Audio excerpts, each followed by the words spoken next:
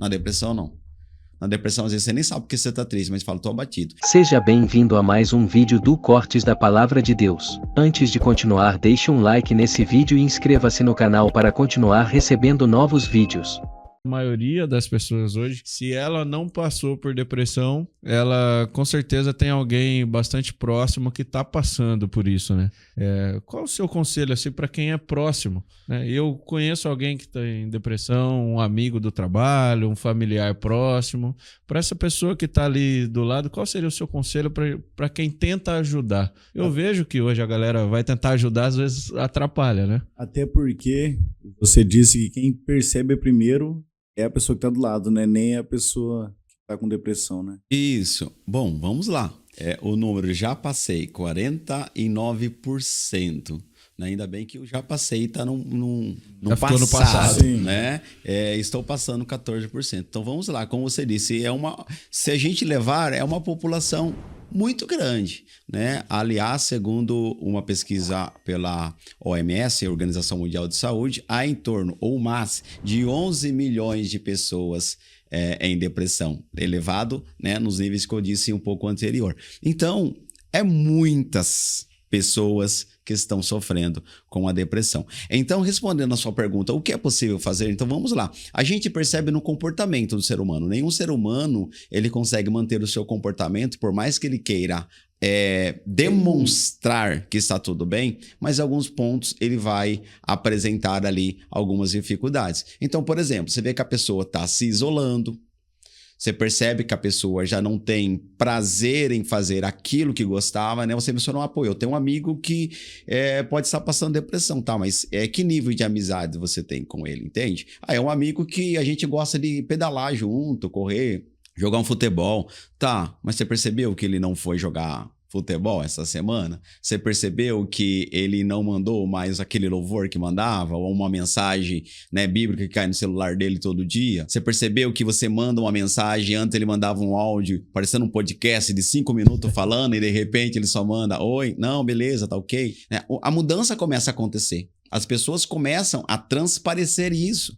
E quando isso começa a acontecer, vamos atentar o que está acontecendo, né? Por quê? Porque o desamor, a desesperança, a falta de fé começa a aparecer na pessoa. Às vezes ela fala, não, mas tô bem, né? Tô passando um período aqui, mas tá tudo bem. Então, quando isso acontece, a pessoa não está bem, ela pode estar tentando estar bem, ou muitas pessoas não aceitam, né? Tem muitas pessoas, dentro desses 37%, tem muitas pessoas que não aceitam dizer que tem ou que passou por esse período, tá? Agora, eu vou deixar um alerta, até desconfortável em dizer isso, mas é uma realidade. Nesses 49%, é interessante entender que quem teve episódio depressivo, uma crise depressiva, um primeiro episódio, tem 30% de probabilidade de ter a segunda. Se alguém teve 2 crises depressivas, tem 60% de probabilidade de ter a terceira.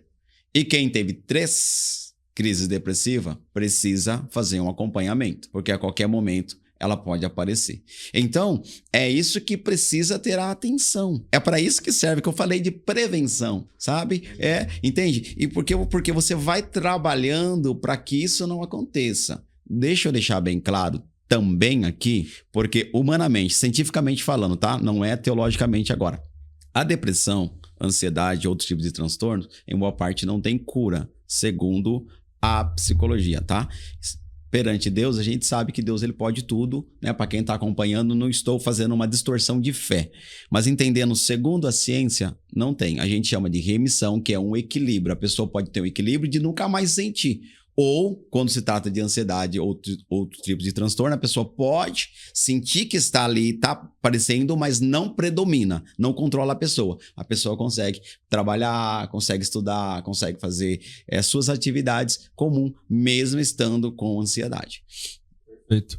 E o seu conselho para quem está próximo? Uma primeira ajuda ali, uns primeiros socorros? Primeiros socorros, ouvir, acolher. As pessoas precisam de abraço. As pessoas nunca compara alguém que está sofrendo com qualquer outra situação, com qualquer episódio que você já passou. A pessoa, eu tô triste. Ah, mas triste por quê? Ah, não sei. Às vezes as pessoas... Outro detalhe. Pegue isso. Há uma diferença muito grande entre depressão e tristeza, porque tristeza é um fator comum. A gente tem que sentir tristeza. A gente precisa, porque ela vai trazer um significado para a nossa vida. Você imagina, se você tem uma perda e não sente a tristeza? Estranho, não é? Você imagina, você prestou uma prova e você vai comemorar porque você não passou. Não, você vai ficar triste, porque vai dar um significado para aquela determinada situação. Porém, você sabe o porquê que você está triste. Porém, a tristeza, ela é momentânea. Em determinado tempo, ela passa. E na depressão, não. Na depressão, ela continua. Outra observação, pegue. Na depressão, a tristeza, ela começa a cada vez mais aumentar. Ou seja, a intensidade. Outra coisa, prevalência. Quando você está triste porque o seu time de futebol perdeu, você fica triste. Pode até chorar no gramado, mas daqui a pouco você vai lá, toma uma água, um refri, conversa com a família, com alguém, passou, foi aquele momento. Talvez você lembre e volta um pouquinho aquela sensação ou emoção, mas é algo passageiro. Na depressão, não. Na depressão, às vezes, você nem sabe porque você está triste, mas fala, estou abatido. Então, respondendo a sua pergunta, eu gosto muito de colocar alguns pontos de conteúdo para que as pessoas que estejam nos acompanhando também tenham um pouco da clareza, do que é a depressão, do que acontece dentro dela, tá? Então, primeiro momento, acolher. Tá, mas você tá triste? Pô, eu tô com você. Você tá triste? Olha, nós estamos aqui. De que forma eu posso te ajudar? Não é assim também, eu vou te ajudar, eu vou tirar desse estresse, não, mas de que forma? Porque a gente não sabe de que forma que pode ajudar.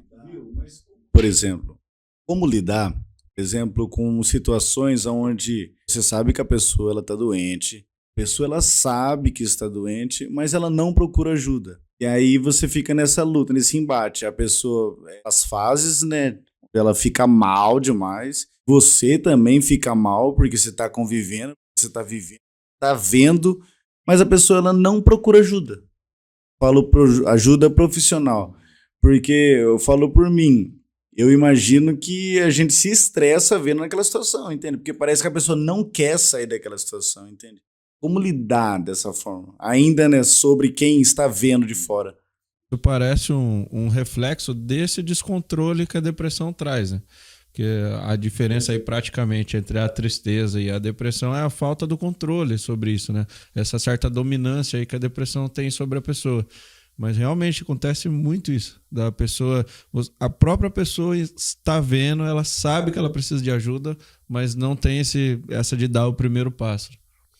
E entra muito nisso em 2 pontos eu acho interessante trazer. A primeira, da pessoa estar no nível que acredita que tudo vai ser mudado de acordo com o tempo. Já viu aquela frase assim, o tempo cura tudo? Tem muitas pessoas que são presas nisso e que não é uma realidade. O tempo pode ser que ao invés de curar, ele faz uma inflamação ainda maior dentro de uma ferida.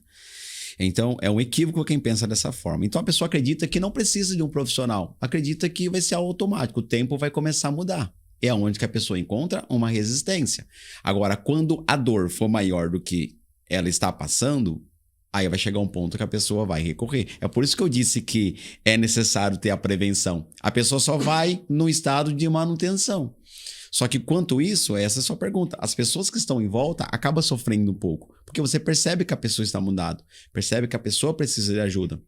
E na realidade, a pessoa não quer, porque acredita que o tempo vai mudar. E também entra muito, muito também a questão eu vou dizer até uma fala, religiosidade. Não é nem religião, religiosidade. É aquilo que a pessoa coloca na religião, algo que não é de uma plenitude da religião, entende? Então a pessoa fala assim, não, vou mandar no grupo aqui, né? Aí vai lá, peço oração porque eu tô assim, né? Quantas vezes já recebi pessoas mandando mensagem de chorar, né? Pedindo oração e a gente fala, tá, mas vamos fazer, né? Você tem interesse de fazer um acompanhamento? Né? E quando é amigo, parente, a gente não vai. Pela ética da profissão, a gente não atende nem amigo nem parente. Né? A gente vai encaminhar, a gente conhece outros profissionais que têm um excelente trabalho, um bom caráter, e a gente vai encaminhar, né? Mas as pessoas não querem. As pessoas querem simplesmente que a gente ora e tudo se resolva. Seja instantâneo, seja imediato, enquanto na verdade, não. Por quê? Tem muitas pessoas que tem uma dor de dente, então poderia só pedir oração e se a dor não passar, a pessoa continua. A pessoa não vai fazer uma menturação, a pessoa não vai fazer um canal, né? Ou outros tipos de manutenção que são feitas. Mas não, a pessoa sabe, então, que precisa passar pelo profissional. Mas quando se trata de saúde mental, tem muitas pessoas que têm resistência. Então, é interessante. Veja bem, as pessoas que estão em volta, nós precisamos acreditar. Nós precisamos acreditar e dar o apoio. Por mais que às vezes a gente se estressa. A gente fala assim, puxa vida, meu, né? Eu tô tentando ajudar, a pessoa não quer, mas aí a gente precisa respira, pensa. No momento que a pessoa precisar, a gente está de prontidão também. Mesmo assim, porque a pessoa tem resistência. E não é fácil ela lidar com aquela resistência. Às vezes o fato dela pensar, porque tem toda uma pressão daquilo que ela aprendeu. Lembra que nós falamos? Né? E é um psicólogo é coisa de doido, né? Aí psicólogo, eu não sei, isso não vem de Deus essas coisas, né? Ou é uma maldição que tá sobre mim, né? Fizeram um trabalho e eu sei que tudo vai ser quebrado. E então não é simples para a pessoa ir. Então a gente entender também que é desconfortável para a pessoa ir. Então estar de prontidão, ouvir mais e falar menos para a pessoa, né, que tá ouvindo, não trazer nenhuma comparação e estar disposto a ajudar da maneira que a pessoa acha que você pode ajudar. Esse é o princípio, né, o piso ali do poder ajudar alguém com esse tipo de situação.